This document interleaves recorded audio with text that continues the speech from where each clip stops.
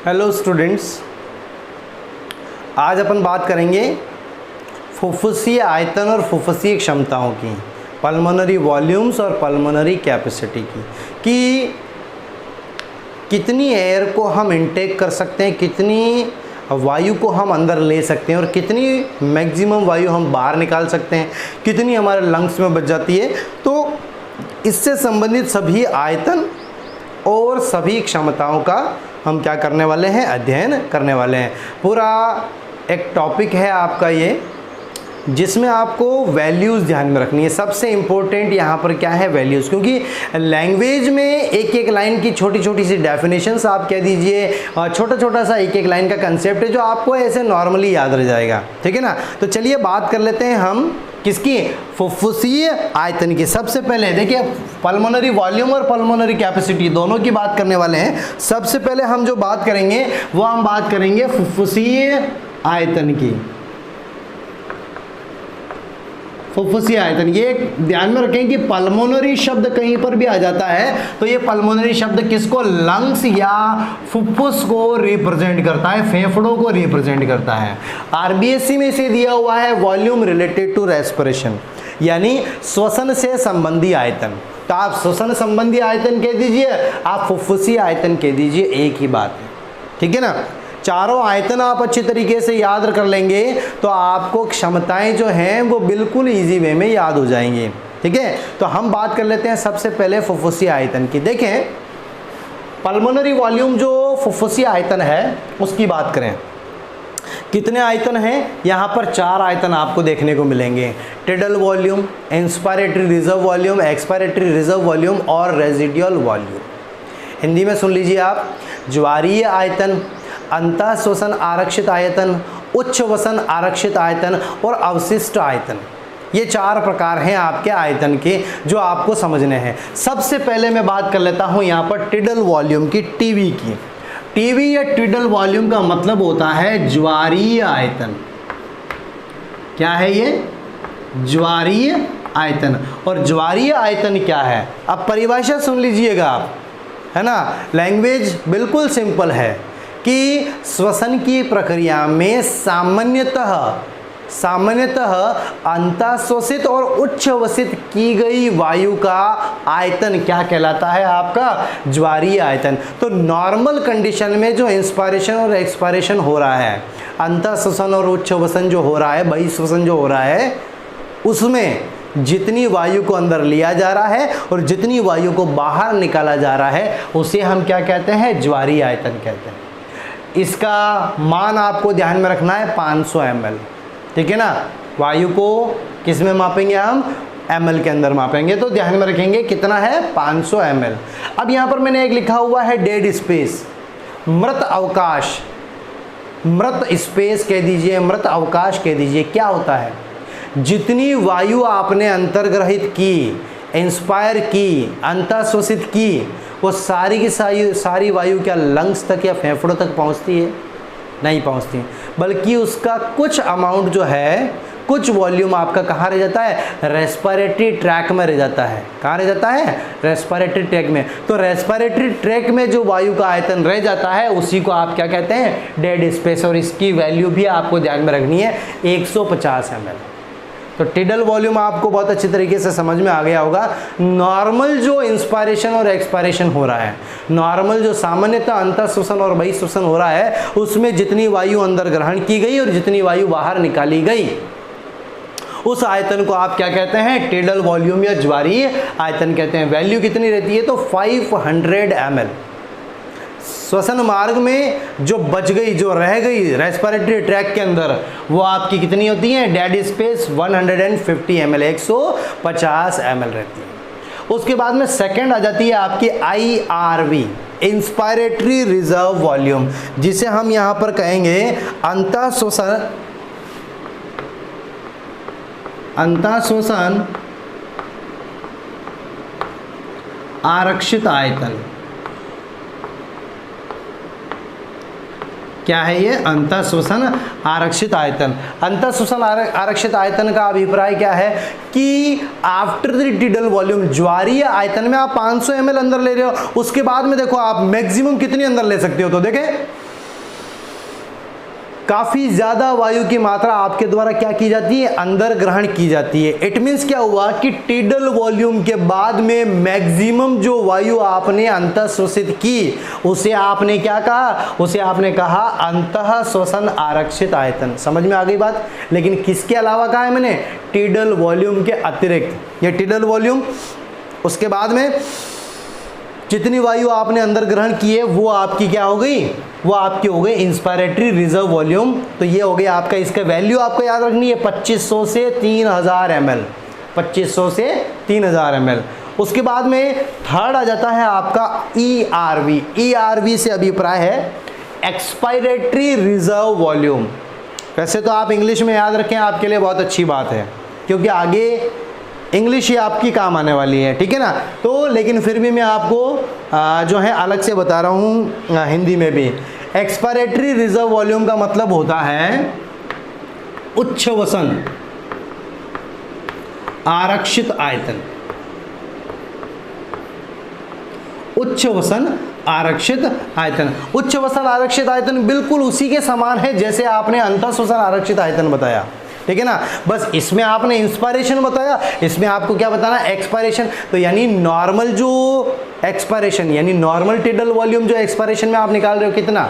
500 ml। इसके बाद में आप प्रेशर से अंदर से जो वायु है वो बाहर निकालिए, तो मैक्सिमम जो वायु आपकी टिडल वॉल्यूम के बाद बाहर निकलती है, उस वायु का आयतन आपका उच्छ्वसन आरक्षित आयतन कहलाता है, और जिसकी वैल्यू आपको ध्यान में रखनी 1000 से 1100 ml। टिडल वॉल्यूम क्या था? नॉर्मल इंस्पायरेशन और एक्सपायरेशन में ग्रहण की, बाहर निकाली, ठीक है ना। लेकिन इंस्पायरेटरी रिजर्व वॉल्यूम में टिडल वॉल्यूम के बाद में मैक्सिमम एयर जो आपने अंदर भर ली वो आपकी inspiratory reserve volume. Normal tidal volume expire करने के बाद में आपने मैक्सिमम लंग्स से जो एयर बाहर निकाली वो आपका क्या हो जाएगा? उच्छ्वसन आरक्षित आयतन। और उच्छ्वसन आरक्षित आयतन के बाद में यानी आपने प्रेशर से एयर बाहर निकाल ली, उसके बाद में लंग्स के अंदर जो बच जाती वायु है उस वायु का आयतन आपका क्या कहलाता है? रेजिडुअल वॉल्यूम या अवशिष्ट आयतन। क्या कहते हैं इसे? इसे कहते हैं हम अवशिष्ट आयतन। समझ में आई बात है? अवशिष्ट आयतन की वैल्यू आपको ध्यान में रखनी 1200 ml। तो यानी आपने प्रेशर से एक्सपायरेशन किया, वायु बाहर निकाली, उसके बाद में लंग्स के अंदर जो वायु बच गई वो आयतन आपका रेजिडुअल वॉल्यूम या अवशिष्ट आयतन आपका कहलाता है। तो ये थी बात किसकी? पल्मोनरी वॉल्यूम्स की। अब हम बात कर लेते हैं यहाँ पर किसके बारे में? पल्मोनरी कैपेसिटी, जिसे आप फुफ्फुसीय क्षमताएं या फिर आप कह सकते हैं कैपेसिटी रिलेटेड टू रेस्पिरेशन, यानी श्वसन से संबंधित क्षमताएं। फुफ्फुसीय क्षमताएं या फिर आप क्या कह सकते हैं? आप कह सकते हैं कैपेसिटी रिलेटेड टू रेस्पिरेशन, श्वसन से संबंधित क्षमताएं। देखिए 5 क्षमताएं आपको पढ़नी है। कौन सी है? IC, EC, FRC, VC और TLC। अब इनको इंग्लिश में ही आप याद रखें तो आपके लिए बेनिफिशियल रहेगा ये, ठीक है ना। तो चलिए बात कर लेते हैं सबसे पहले IC। IC की फुल फॉर्म हो जाती है भैया इंस्पायरेटरी कैपेसिटी। इंस्पायरेटरी कैपेसिटी को हिंदी में हम क्या कहेंगे?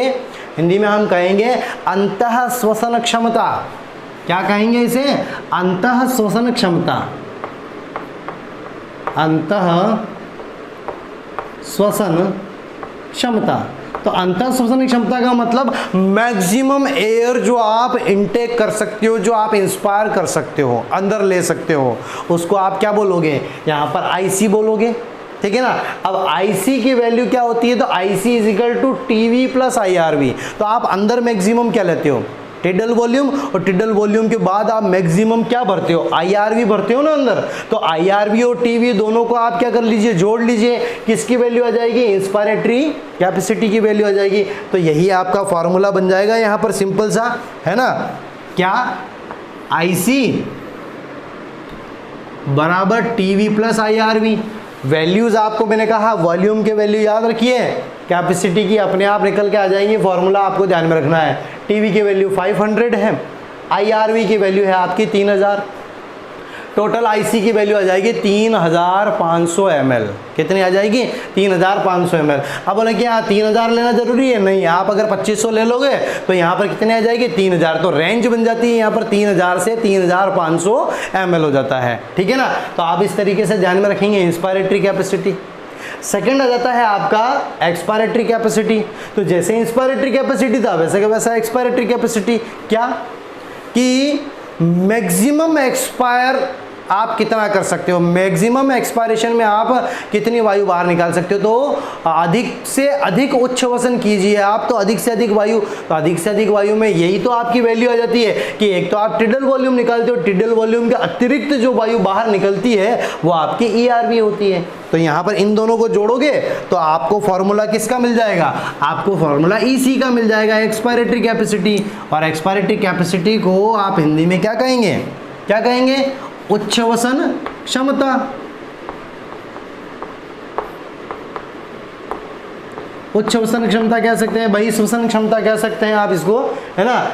वैल्यू रख के जोड़ लीजिए आप। ईसी की वैल्यू क्या बचेगी, टीवी बराबर तो आपका 500 होता है। ईआरवी की वैल्यू ये रही आपकी, ईआरवी की मैक्सिमम वैल्यू कितनी होती है, 1100 ml।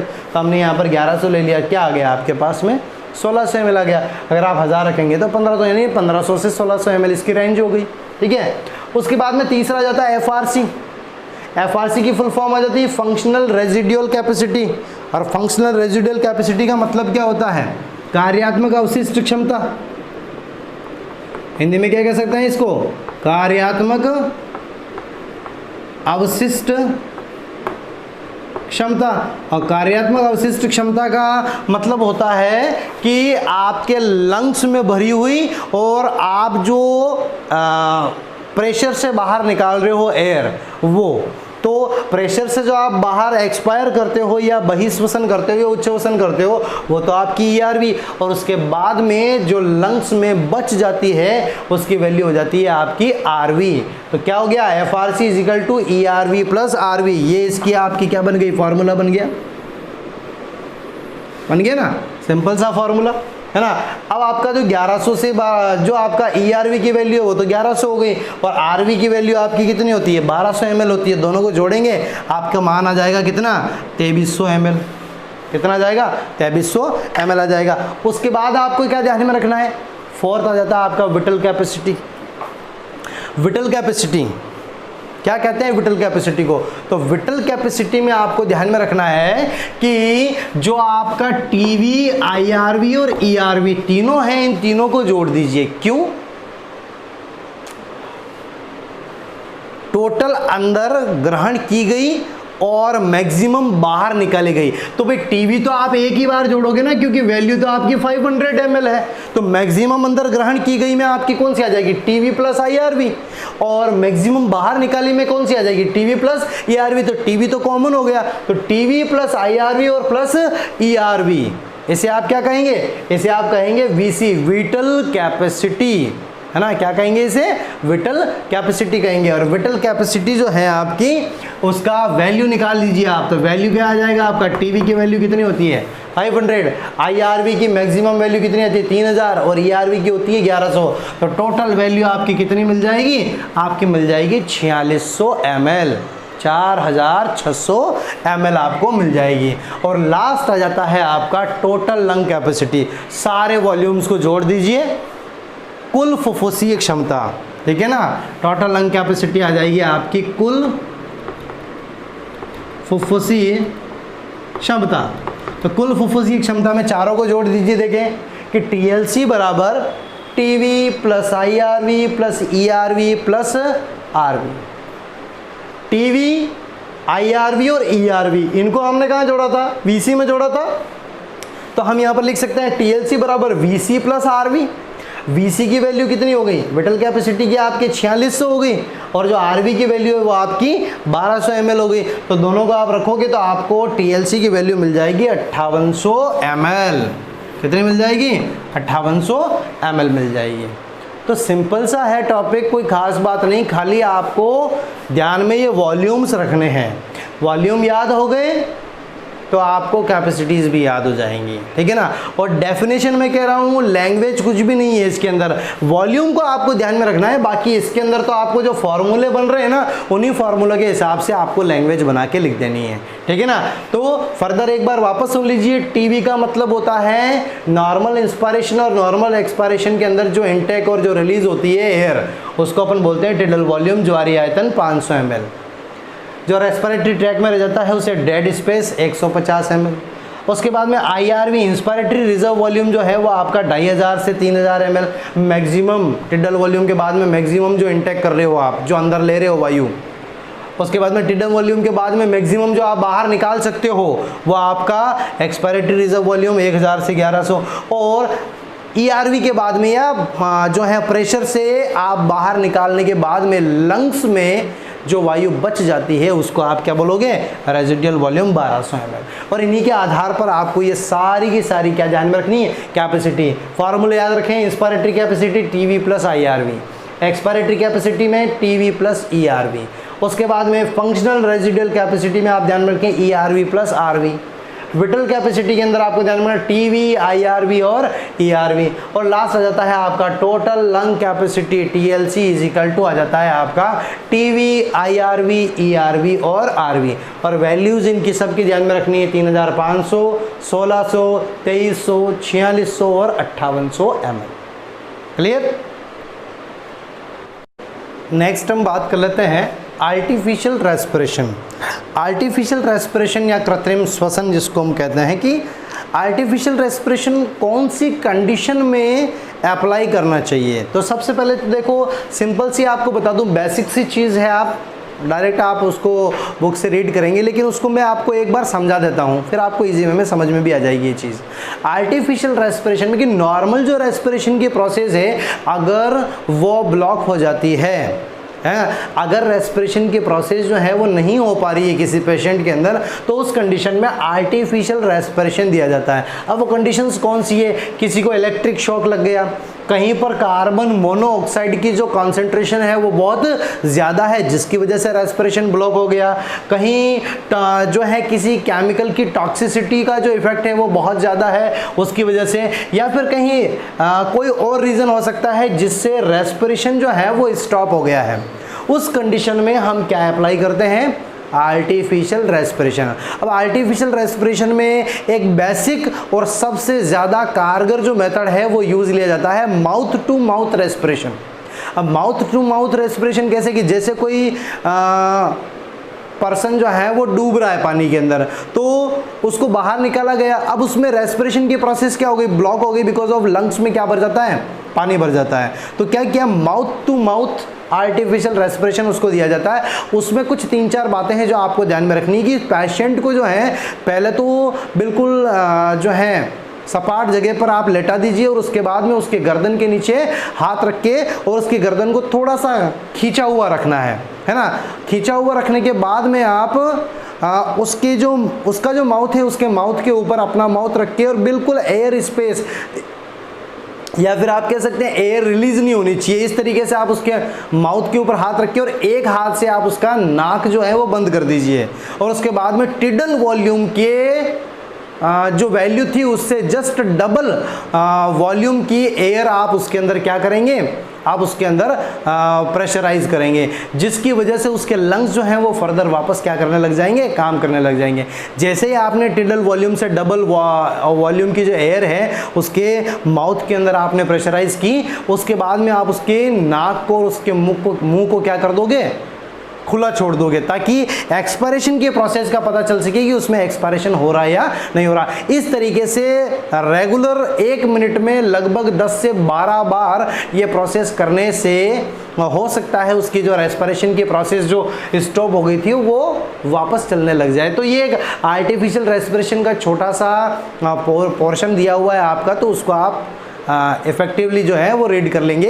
इतनी सी चीज़ें दी हुई है, 3-4 पॉइंट की भी सावधानियां दी हुई है, उसके अंदर प्रिकॉशंस दी हुई है कि जब आर्टिफिशियल रेस्पिरेशन दिया जाता है तो उस टाइम पर क्या क्या चीज़ें ध्यान में रखनी चाहिए। तो पेशेंट को सीधा लेटा दीजिए, माउथ टू माउथ जो है आप उसको जब एयर दे रहे हो तो उस टाइम पे कोई लीकेज नहीं होना चाहिए, नाक बंद रखिए, गर्दन थोड़ी खींची हुई होनी चाहिए। ये सारी चीज़ें, ये सारे प्रिकॉशंस आपको रखने पड़ते हैं। उसके बाद में हम बात कर लेते हैं इस चैप्टर का आपका जो लास्ट टॉपिक है वो आ जाता है रेस्पिरेटरी डिसऑर्डर, है ना। रेस्पिरेटरी डिसऑर्डर या फिर आप कह सकते हैं disorder related to respiratory system. First आ जाता है आपका अस्थमा। सीधा सा अपने को पता है अस्थमा, दमा जिसको अपन कहते हैं, ये एक तरीके की हाइपर सेंसिटिविटी है। क्या है ये?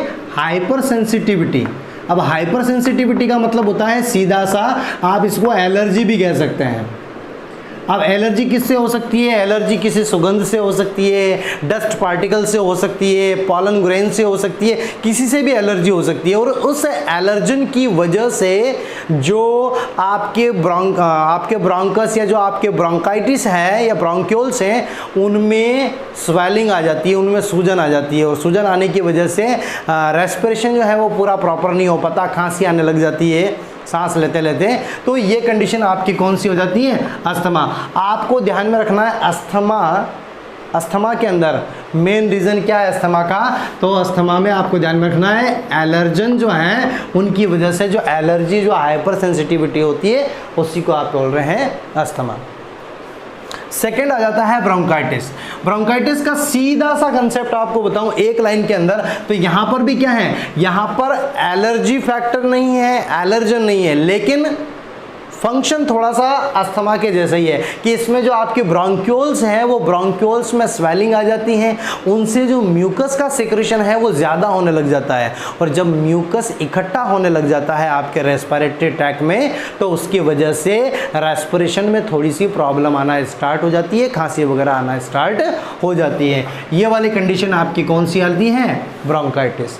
तो अस्थमा में एलर्जेंस थे, ब्रोंकाइटिस के अंदर जो ब्रोंक्यूल्स वगैरह है आपके उनके अंदर क्या आ जाती है? स्वेलिंग आ जाती है, ठीक है ना।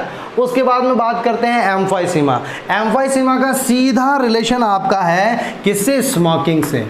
तो आप कह सकते हैं ड्यू टू स्मोकिंग। जो पर्सन स्मोकिंग करते हैं उनमें क्या होता है, जो एल्वेलाई है वो एल्वेलाई धीरे धीरे डिस्ट्रॉय होना स्टार्ट हो जाती है। जब एल्वेलाई डिस्ट्रॉय हो जाएगी तो जो रेस्पिरेटरी सरफेस है वो रेस्पिरेटरी सरफेस रिड्यूस होना स्टार्ट होगी, और जो रेस्पिरेटरी सरफेस रिड्यूस होगी तो उसकी वजह से रेस्पिरेशन में क्या आने लग जाएगी? प्रॉब्लम आने लग जाएगी। यानी जो सिम्टम्स हैं वो आपके लगभग सिमिलर से हैं कि खांसी आना, कफ ज़्यादा आना, है ना, रेस्पिरेशन में प्रॉब्लम होना, ये सारी चीज़ें आपको अस्थमा में, ब्रोंकाइटिस में, एम्फीसीमा में, इन सब में यही देखने को मिलेगी। लेकिन उनके रीज़न अलग अलग हैं। जैसे अस्थमा में कोई ना कोई एलर्जन था, कोई ना कोई एलर्जन फैक्टर था। ब्रोंकाइटिस में हो सकता है कोई ना कोई केमिकल फैक्टर हो सकता है आपका, या फिर जो स्मोकिंग करते हैं उन स्मोकिंग का जो स्मोकिंग की वजह से जो धुआं होता है उस धुआं की वजह से आपका जो म्यूकस है उस म्यूकस का सिक्रेशन बढ़ जाता है। और एम्फाइसीमा में क्या हो रहा है? एम्फाइसीमा के अंदर स्मोकिंग की वजह से जो आपकी रेस्पिरेटरी सरफेस है वो रिड्यूस हो रही है ना। क्या होता है इसके अंदर? इसके अंदर आपकी जो रेस्पिरेटरी सरफेस है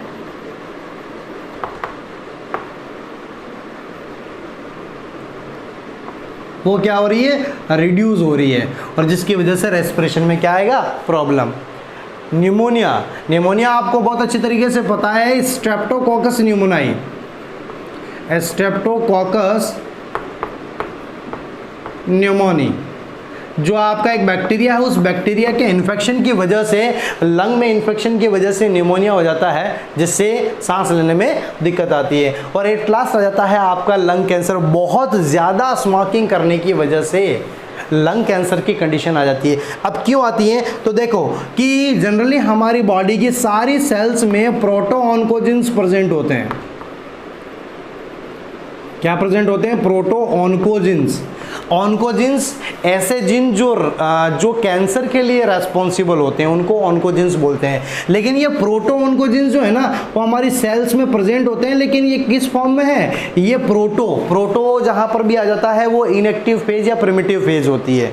तो ये आपकी इनएक्टिव फेज है इन जीन्स की। लेकिन जैसे आपने स्मोकिंग की, तो स्मोकिंग से या फिर किसी केमिकल से ये जो आपके प्रोटोऑन्कोजिन्स हैं ये एक्टिवेट हो जाते हैं, और एक्टिवेट होके ये किस में कन्वर्ट हो जाएंगे? ऑन्कोजिन्स में कन्वर्ट हो जाएंगे। प्रोटोऑन्कोजिन्स किस में कन्वर्ट हो जाएंगे? ऑन्कोजिन्स में। और ये जो ऑन्कोजिन्स हैं, इन ऑन्कोजिन्स की वजह से सेल डिवाइड, या आप कह सकते हैं अनकंट्रोल्ड सेल डिवीजन जो है वो स्टार्ट हो जाता है। सेल जो है वो अनकंट्रोल्ड फेज में डिवीजन करना क्या कर देती हैं? स्टार्ट कर देती है। और कौन सी कंडीशन हो जाती है? कैंसर वाली कंडीशन आपकी आ जाती है। तो ये कंसेप्ट छोटा सा इसमें नहीं था, मैंने आपको बता दिया कि लंग कैंसर एक्चुअली होता क्या है। तो स्मोकिंग वगैरह या इस तरीके का कोई जो धूम्रपान वगैरह जो करते हैं, उनके अंदर क्या होता है कि जब वो धुएं को अंदर लेते हैं तो उनमें जो केमिकल्स वगैरह होते हैं, जो एल्कलॉइड्स वगैरह होते हैं, उन एल्कलॉइड्स, उन केमिकल की वजह से ये प्रोटोऑन्कोजिन्स एक्टिवेट होकर किस में कन्वर्ट हो जाते हैं? ऑन्कोजिन्स में। और ये ऑन्कोजिन्स सेल डिवीजन को इंड्यूस करते हैं, और सेल साइकिल जो है वो आपका अनकंट्रोल्ड हो जाएगा, जिसकी वजह से कैंसर कोज होता है। लास्ट आ जाता है ऑक्यूपेशनल डिजीज, कह सकते हैं आप इसे, ऑक्यूपेशनल रेस्पिरेटरी डिजीज भी कह सकते हैं, है ना। ऑक्यूपेशनल रेस्पिरेटरी डिजीज, ये रेस्पिरेटरी डिजीज दो आपके ध्यान में रखनी है, सिलिकोसिस और एबेस्टोसिस। अब ऑक्यूपेशनल क्यों कहा? ऑक्यूपेशनल का मतलब ऑक्यूपेशन से रिलेटेड है। बहुत सारे जो मजदूर हैं वो माइनिंग में काम करते हैं, माइंस वगैरह में काम करते हैं, जहाँ पर रेगुलर खुदाई वगैरह चलती रहती है। तो क्या उड़ती है? बहुत सारी मिट्टी उड़ती रहती है। वो मिट्टी कहाँ धीरे धीरे लंग्स में क्या होती चली जाती है? डिपॉजिट होती चली जाती हैं, और जो आपके एल्वेलाई है उन एल्वेलाई को डिस्ट्रॉय करते चली जाती है। तो काफ़ी लॉन्ग टर्म के बाद में इस तरीके की डिजीज़ के इफेक्ट शो होते हैं, है ना। तो ऑक्यूपेशनल डिजीज़ में ऐसा नहीं है कि करंटली कुछ हुआ और उससे मर गए, नहीं। ऑक्यूपेशनल डिजीज़ जो हैं वो काफ़ी लंबे टाइम तक चलती हैं या लंबे टाइम के बाद में शो होती है। तो इसमें दो चीज़ें हैं कि जो लोग माइनिंग्स में काम करते हैं, माइंस में काम करते हैं, उनके अंदर ये डिजीज़ होती है, दो तरह की है, सिलिकोसिस और एबेस्टोसिस। अगर धूल के अंदर, है ना, अगर जो सॉइल पार्टिकल्स हैं उसके अंदर सिलिका का अमाउंट ज़्यादा है और सिलिका डिपॉजिट हो रही है, तो उसे आप क्या कहोगे? सिलिकोसिस कहोगे। और अगर उस धूल के अंदर एबेस्टोसिस का अमाउंट ज़्यादा है तो आप एबेस्टोस का अमाउंट ज़्यादा है तो आप उसे क्या बोलोगे? एबेस्टोसिस कह दोगे, सिंपल सा है, ठीक है ना। तो सिलिकोसिस और एबेस्टोसिस ये दोनों के दोनों आपके क्या हैं? ऑक्यूपेशनल डिजीज हैं। समझ में आई बात? तो ये आपका जो एनिमल फिजियोलॉजी का सेकंड चैप्टर है, रेस्पिरेशन इन ह्यूमन बींग्स या respiratory system in human beings, complete होता है, ठीक है ना।